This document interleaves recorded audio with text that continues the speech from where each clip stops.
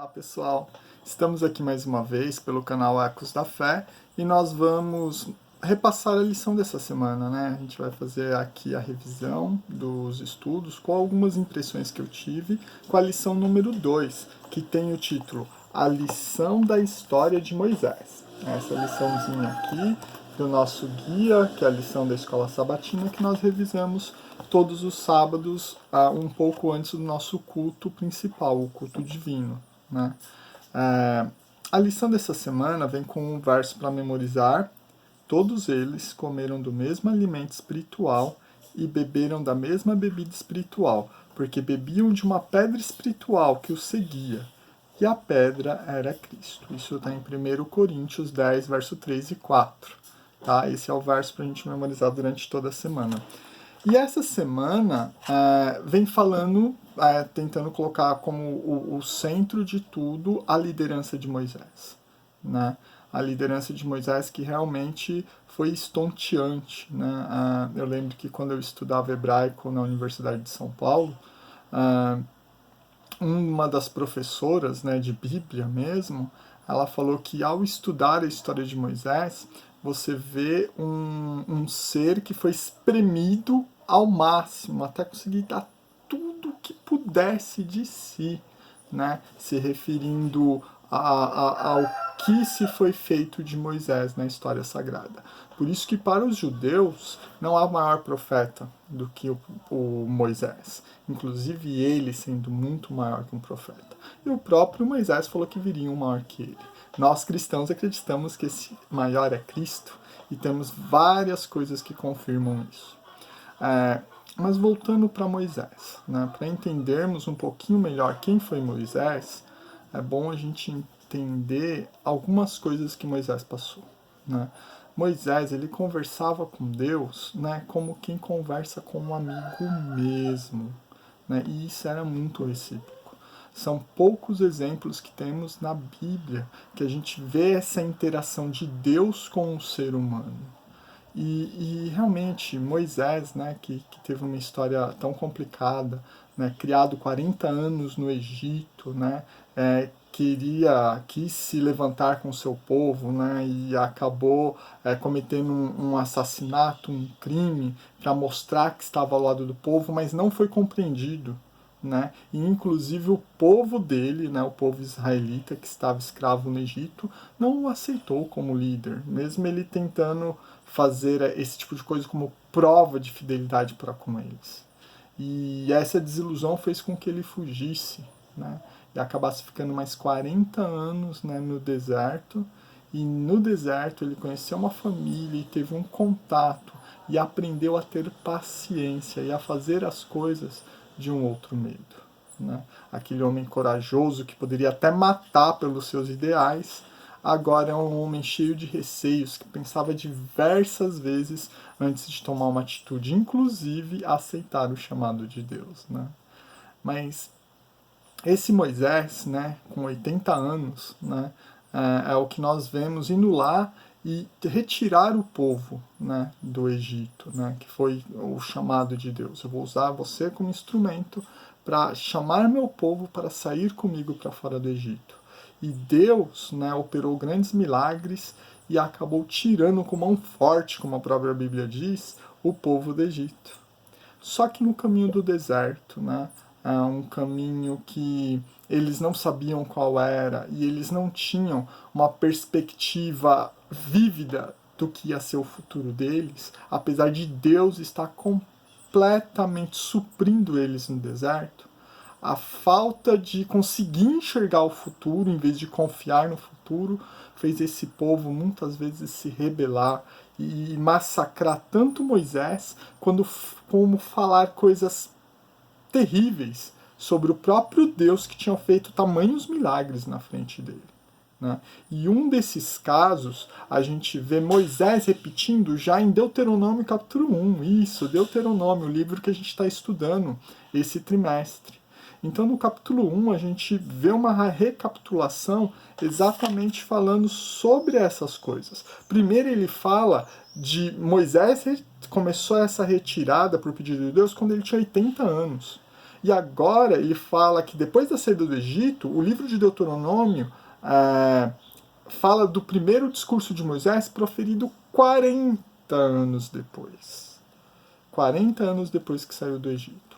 E 40 anos depois de uma promessa. De uma promessa que Deus fez, mas em meio à rebelião do povo de Israel. Que rebelião é essa?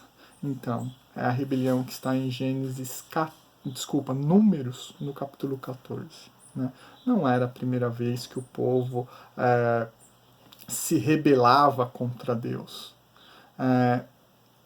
Quando a gente via lá, né, em Massá, quando faltou água para o povo, eles falaram que iam morrer no deserto, que Deus não ia fazer nada, que tirou a gente do Egito para ser destruído, para morrer. E a palavra hebraica é claro que eles estavam lastimando, mas fazendo isso contra Deus. Ou seja, negativando Deus, colocando não Deus como ele é, que é um Deus bom, um Deus de amor. Eles colocavam como um Deus péssimo, que trouxe eles pro Egito, pro deserto, só para morrerem lá, né? Não para serem sustentados. E olha que eles recebiam água, quando eles pediram água, foi dado água, tinha alimento, quando pediram carne, eles tiveram carne, mas sempre com esse tom de criança chorona que esperneia até receber o que quer, né? E sempre o quê? Negativando a imagem de Deus. Uma imagem que, inclusive, ia muito bem, obrigado, porque Deus tinha se manifestado não só para Israel, tinha se manifestado para todo mundo conhecido ali. O que ele fez com o Egito ficou conhecido por toda parte. Então, todos falaram: nossa, que Deus forte e poderoso. E por essas reclamações, chegou uma que foi muito absurda, que Deus realmente estava trabalhando para dar confiança e mostrar o caminho que eles já iam receber a terra prometida. E aí foi separado por Moisés 12 espias que iriam investigar a terra prometida. E aí o relato desses espias, né, apesar de falar que sim, era uma terra maravilhosa, né, cheio de frutos, trouxeram os frutos, né, eles viram o tamanho daqueles frutos e viram que era algo muito bom, era algo, uma terra assim desejável. Só que o relato de quem estava morando na terra, esse sim assustou eles. O relato de que esses homens que moravam lá eram como gigantes. E nós, como formiguinhas, como gafanhotos, nós somos um nada comparados a eles. Afinal, isso era para assustar? Né? Acho que qualquer pessoa que não tivesse sido retirado do Egito, não tivesse essa experiência com Deus, provavelmente teria medo, né? Inclusive com uma nação não tão grande comparada a eles. Né? Teria medo, é normal, mas eles estavam com uma coluna de fogo e uma de nuvem ao redor deles. Deus estava ali presente e Deus tinha operado grandes coisas contra o Egito, a maior nação do lugar, né? O império da época. Então, não teriam por que temer tanto, mas eles reagiram muito mal. Falaram que eles iriam morrer, que as crianças deles iam ficar ali no deserto desamparadas e mortas, entendeu? Eles falaram muito contra Deus, eles mostraram como se Deus fosse terrível e que quisesse o pior para eles, né?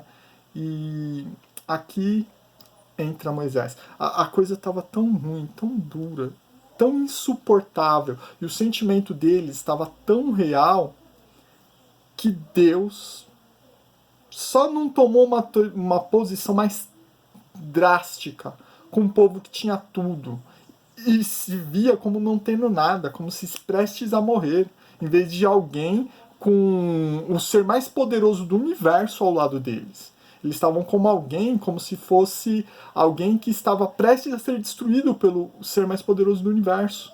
Coisa que era exatamente o contrário que Deus estava mostrando em todos os momentos. Né? Então, isso estava tão grande, tão mal dentro deles, e Deus lê os corações, que o próprio Deus falou: olha, com o que eles fizeram já é o suficiente para impor fim neles.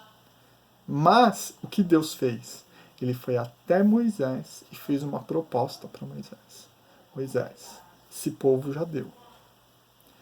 Agora eu vou eliminar esse povo e vou agora colocar você como alguém, vou colocar você como alguém para ficar com o meu nome, né? Ser responsável para levar o meu povo. De você eu farei uma grande nação. De você eu trarei o meu descendente e através de você eu salvarei o mundo.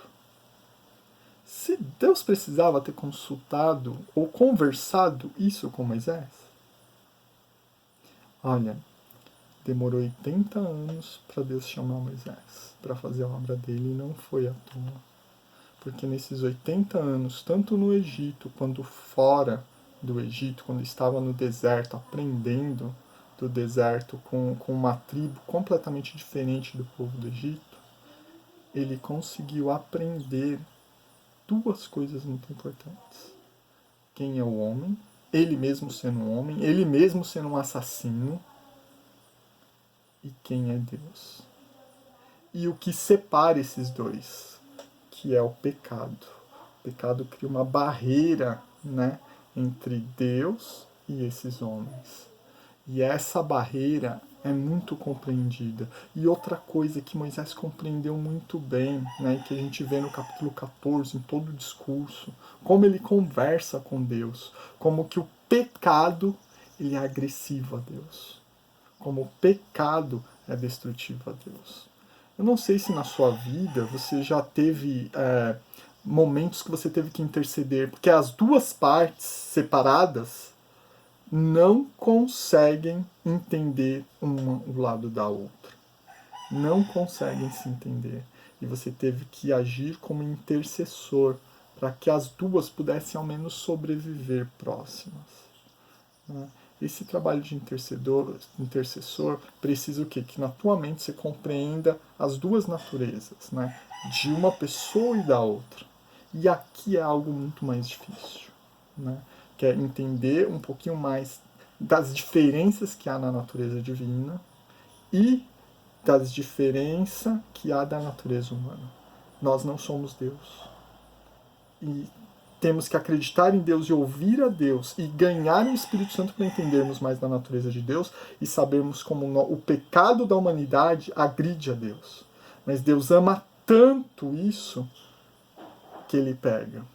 E é interessante que em Êxodo, né, 32, 29 a 32, né, mostra também essas características de Moisés. A gente está entrando em Moisés agora. E ali mostra outro caso que aconteceu algo semelhante, que foi o do bezerro de ouro. No bezerro de ouro, entendeu? Deus já sabia o que estava acontecendo lá. E ele, de novo, ele fez uma proposta a Moisés de destruir o povo. Isso aqui aconteceu antes do que aconteceu que a gente acabou de ver aqui dos espias, do relatório dos espias, ok? Nesse do relatório dos espias foi quando Deus falou: vai ter um castigo. 40 anos, né? 40 anos e esse povo morrerá no deserto. Mas seus filhos, aqueles que eles acham que eu ignorei, que eu iria deixá-los morrer no deserto, esses não. Esses eu vou sustentar por 40 anos. E vou ensiná-los por 40 anos. E eles entrarão na terra. Essa geração corrompida, não. Eu ficarei ao lado deles, eles vão aprender de mim, mas eles vão morrer no deserto. Depois eles entrarão. Quem entrará é os filhos dele, que eles me acusam de trazer para o deserto para morrer à míngua. Não, eu os sustentarei. E é uma nova geração que vai entrar na terra prometida. Ok? Agora, voltando a Moisés. Voltando ao bezerro de ouro, né? Desculpe, né? Eu queria concluir o outro lá para continuar aqui com o bezerro de ouro. Quando ele estava lá, Deus novamente vai até Moisés e conversa com Moisés. Queria destruir esse povo e fazer dele isso. E aí Moisés intercede, né? Intercede, pede para perdoar, suportar, né? A palavra hebraica significa desse perdão é suportar, né? Essa dor que causa em Deus, porque o pecado causa uma dor muito grande. Essa rejeição, quando a gente se entrega para o pecado e vai ficando cada vez mais, não pense que Deus fica impassivo com isso. Isso causa dor em Deus. Então, por isso que Deus ele suporta o nosso pecado. ele carrega o nosso pecado e não é sem dor, tá? Porque a natureza pura de Deus não suporta, né, o pecado. Mas é óbvio, Deus suporta para não nos destruir, mas isso causa um peso para a sua natureza. Isso causa um peso, isso que a gente não pode ignorar. Mas Deus, ele suporta, nos perdoando e nos conduzindo para pararmos de pecar. Porque afinal, a gente até suporta a vida do outro, mas não é muito melhor quando o outro muda de tal maneira que nós vivemos bem sem ninguém poder suportar uns aos outros? Nós suportamos por um momento, né? Ou até por uma vida, mas acreditando o quê? Que essa transformação ocorrerá e que esse tipo de sofrimento será superado. E Deus, ele colocou isso para ele superar isso, né? Ele fez todo um plano, incluindo Jesus Cristo, para ele superar a questão do pecado e nós também. E, inclusive, nós sermos transformados e aprendermos do pecado para não voltarmos a pecar, de tal maneira que não voltemos a pecar. Então, Deus é muito agressivo o pecado para Deus. E Moisés entendia isso. Por isso que Moisés, ao interceder, entendeu? Aqui, com o bezerro de ouro, o que ele apela, entendeu? Não, Senhor, olha o seu nome. Você vai sujar o seu nome diante dos outros, entendeu? Nós sabemos que o Senhor chamou esse povo para que ele seja luz para o mundo, entendeu? Mas suporte, tenha paciência, perdoe. E realmente, Moisés, quando viu o que o povo estava fazendo, ele mesmo tem uma atitude muito dura para com o povo, e sabendo que o povo realmente merecia ser destruído, só assim, o povo como um todo, né, por ter permitido aquilo. Mas aí ele se delimitou, né, a destruir os que insistiram em continuar com aquele tipo de coisa mesmo quando ele desceu. E aí pediu para quem estivesse do lado de Deus destruir aquilo, né, acabar com aquilo. Depois ele volta para Deus e fala: olha, Senhor, perdoa o povo, porque sabemos que como povo nós já falhamos já o suficiente para a gente ser eliminado. Mas não elimine o povo. Se o Senhor for eliminar esse povo, risca meu nome do livro da vida. Aí Moisés já foi além, já destoou um pouquinho do que é correto. E aí Deus pacientemente explica para Moisés, que fala assim: não, eu não risco do meu livro, entendeu? Ninguém, a não ser por um motivo, que peque contra mim. Então não venha, Moisés, tentar negociar comigo. Não venha tentar barganhar, como se tivesse algo para dar em troca. Quando Deus conversa com Moisés, entendeu? E inclusive coloca para ele essa possibilidade de defender o povo ou de apelar para que o povo não seja destruído, ele mostra o quê? Que é tão amigo de Moisés que ouve Moisés. E que sustenta, suporta o povo, por mais que ele não mereça, por um pedido. Um pedido de um santo. Deus retém sua mão. A amizade com o santo faz Deus reter a sua mão. Não que ele não tenha algum direito de fazer isso. Ele, como ser supremo e conhecedor de tudo, é quem mais tem direito. Mas ele retém sua mão por causa de um pedido, de uma oração, de um justo. E essa justiça, é óbvio, não está no próprio Moisés. Mas quando falamos justo, é porque ele se aproxima de Deus, ouve a Deus, aprende de Deus, mas ama também a quem? Ama ao pecador. Ama aquele. E é óbvio que ele só permitiu que Moisés se aproximasse dele porque ele via isso no coração de Moisés. Que não seria Moisés, sem motivo algum, que massacraria o povo, mas sim defenderia ele, porque ele amava o povo. E ele sabia a tendência para o mal, porque o próprio Moisés tinha essa tendência para o mal. Por isso Moisés dava um ótimo intercessor. Só que ele, como intercessor, não podia fazer algumas coisas que estão contrárias à lei de Deus, como riscar o próprio nome do livro da vida. Né? Isso ele estava fazendo um pedido além. Mas ele pedir para perdoar e ter misericórdia com o povo, por ser um povo que não sabe o que faz, como Jesus falou, ou por qualquer outro motivo, isso sim faz sentido. Moisés foi escolhido por isso. Moisés, porque ele entendia quem era o homem, entendia quem era Deus, e era amigo de Deus. Então, ele queria o bem dos dois, e queria os dois unidos, queria os dois juntos. Ele sabe da necessidade do ser humano estar junto com Deus. Ele tinha completa compreensão disso, né? Infelizmente, toda essa tensão com o povo, todas essas dificuldades, acabaram fazendo até o próprio Moisés não entrarem, né? Não entrar lá na Terra Prometida, como a gente vê nos casos de Meribá. O segundo caso de Meribá, que ele bateu 2 vezes e Deus pediu para ele não bater nenhuma, e ele colocou a glória que era de Deus nele mesmo, tudo isso por excessos, né? Ele acabou não entrando. Outra coisa, mesmo quando Deus castiga, sei lá, pune um povo, destrói um povo, não quer dizer que todos estão eliminados do livro da vida. Tem uma questão que é, vou lidar com este povo, e tem a questão, estou lidando alma a alma, ok? Então, inclusive, a questão de salvação ou perdição, ela é mais complexa. Okay? E destruir o ímpio com o mal, entendeu? Também é uma questão que a gente pode discutir algum outro dia. Mas tem uma destruição de ímpio, né, que fica bem clara, né, na Bíblia, e que está lá no final da lição dessa semana, que é a iniquidade do amorreu. Né? Mas por quê? Porque trazer o povo israelita para uma terra que não é deles, que eles nem conquistaram, só tirar e tal. Foi por causa da promessa?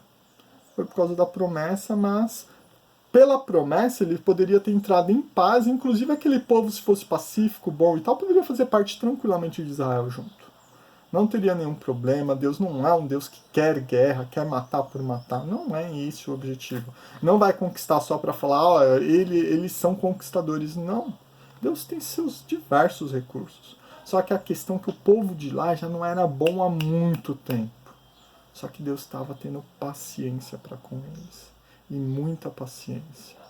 E quando estourasse toda a medida permitida que aquele povo poderia chegar de iniquidade, de maldades, aí seria o fim. E Deus colocaria o povo lá agindo de uma maneira que não é comum ao próprio Deus, que é a eliminação total. Ok? Ele fez isso por causa da iniquidade. Lembra o que aconteceu no dilúvio? É a repetição aqui. A gente estudou semana passada sobre o dilúvio. Entendeu? Aqui é a repetição, só que focado em uma cidade. E Deus, ele sabe. Deus, ele julga. Esses casos são, eu sei que, colocados por muito como casos que mostram como Deus é terrível, como Deus é cruel, mas só se você se fechar para todo o resto que a Bíblia diz, né? Porque até ali é um ato de misericórdia para o resto da humanidade, até para aquele povo, porque eles mesmos se destruírem. Deus só adiantou isso para que eles deixassem também, tivessem menos influência para o mal, podendo ter maior chance dos outros povos poderem inclusive se salvar, entendeu? É algo que com certeza dariam grandes debates, seria um grande conflito, mas para mim é claro, é evidente a bondade de Deus em cada seu ato descrito na Bíblia. E quanto mais estudo, mais eu fico convencido disso.